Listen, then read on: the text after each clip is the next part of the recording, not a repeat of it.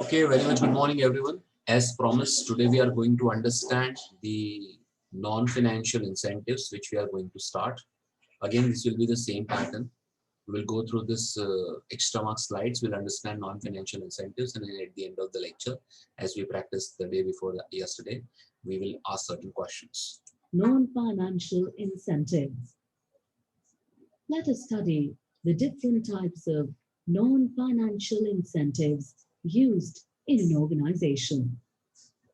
The different types of non-financial incentives are status, organizational climate, career advancement, job enrichment.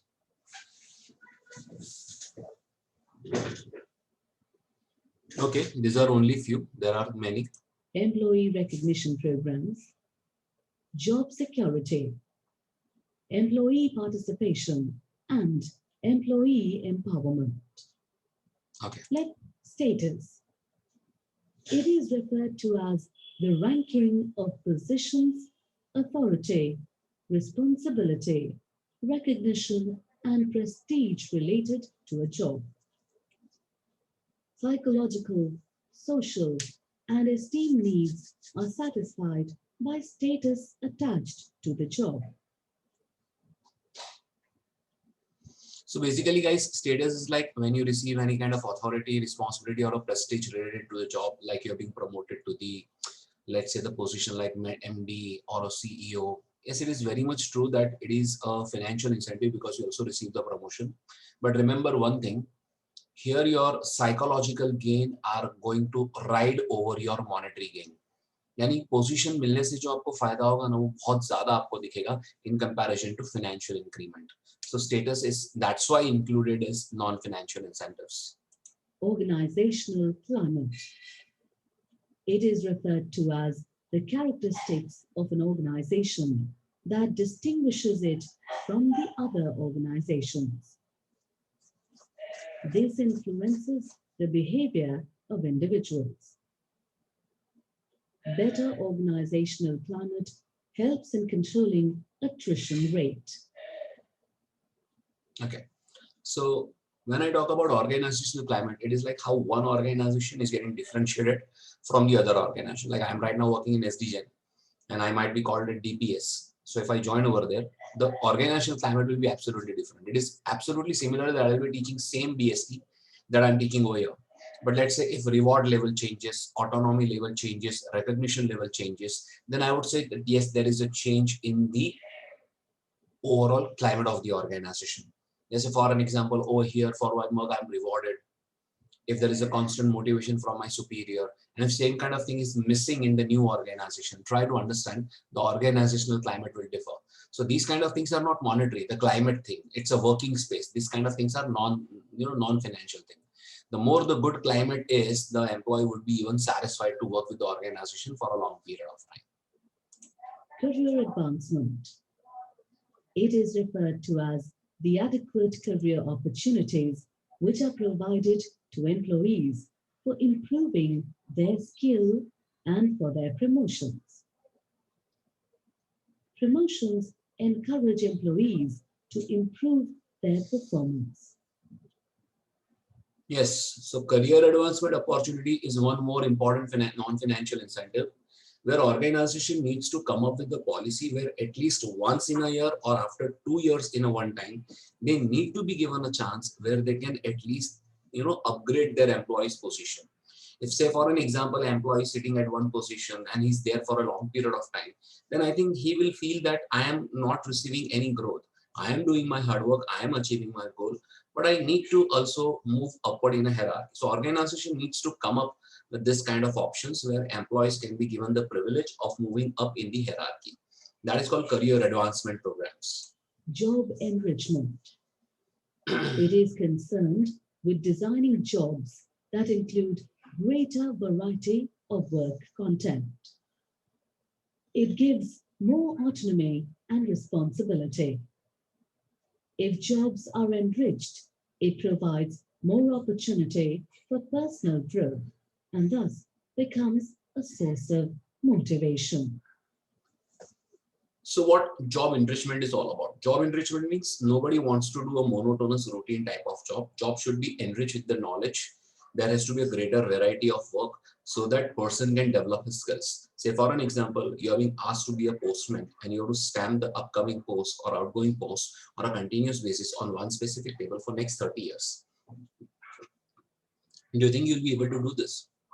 I think most of you will say, no, sir, this is not the post or a job we would like to do, although it is a government one.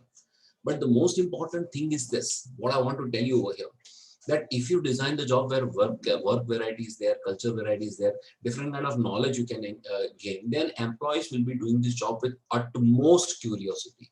So that is called, my dear friends, job enrichment. Employee recognition program. It refers to the evaluation of individuals' work and awarding him recognition for good work. Recognition is defined as the acknowledgement of good work with a show of appreciation. See, when we talk about employee recognition program, it is something like everyone will not be an average performer. There are some employees who will be doing extraordinary work. And they would appreciate that if we have worked hard, our work should be absolutely encouraged and awarded. And we should receive a recognition in front of others. Just take an example of a small Domino's outlet. When you go to the counter and place an order, at least on the left side, you should see, you will find a notice board or a congratulatory board, and it will be clearly written employee of the week. And there will be the photo of a person and some gleamy trickery stars and all this kind of thing. This is like acknowledging the good work which is done by an employee in an organization. So every time employee is not looking for only financial rewards. When he's achieving outstandingly different, then he also needs that other colleagues of the organization should come to know that what I have done different. So that's where employee recognition program comes to the picture. See, you can give certificates, you can give mementos, you can give trophies, you can give different kind of recognition, anything as a unit which shows them that they are an outstanding achievers. So yes, this is employee recognition program. For example, certain employee recognition programs initiated by organizations are congratulating employees on good performance. So this is one of the examples which they have shared. I was telling you, giving certificates, giving trophies, giving mementos, anything can be given which will make them feel that yes, we have done different, and organization and all the colleagues is acknowledging that extraordinary performance. Job security. It refers to the techniques of providing a sense of stability about future income and work to employees. The employees may lose interest in their job and lack motivation if they're not sure about their tenure in the organization. Job security, or you can say permanent job. So how this act as an incentive? Just try and understand, if you go to the organization, you have to start doing your work. But there is no fixation that when you will be received a letter from the organization that your job with the organization is permanent. We will not remove you unless you don't want to leave it. So job security is a very, very important incentive that can be offered to an employee. If in an initial period of months, which is called probation time, if employees have performed well, then he should be given the job security letter, the permanency letter. Now, this will remove all kind of instability and anxiety from his mind that I can be removed anytime from the organization. Always remember, employee who is having permanent job will be able to perform much more stable rather than others. But I would also like to let you know one more specific thing over here, that in India specifically this thing work where in a little other way, where employees who receive permanency letter, they tend to become lethargic and they don't perform to their outward level with respect to the work. So that's called job security, but in India it is making employees complacent, lethargic, that they literally take privilege that they know that they are not going to be removed from the organization, so they try to work that way only. Employee participation. It implies involvement of employees in decision-making process for issues related to them. It also develops mutual understanding and cooperation between employees and management. Employee participation is practiced by many companies in the form of joint management committees, work committees, etc. Very important incentive, everyone. Just try to recall chapter number 2, Principles of Management, principles given by Mr. Henry Fayol, and exactly, precisely, to be honest, principle number 13. And you will find a principle called initiative. Initiative or employee participation are similar on that ground. We need to have that kind of system or a habit where employees are welcomed in decision-making process which are issues related to them. Now, this kind of thing will develop mutual trust and cooperation between employees as well as management. Management would like to take employee suggestion, and employee will feel that yes, management is considering us in taking their opinion. Practiced by many companies in the form of joint management committees and work committees, which is true. Some people of management, some people from worker side who are the representative, they will sit together, decide about the issues which is in front of them, and that's how they will bring a joint mutual decision about the same.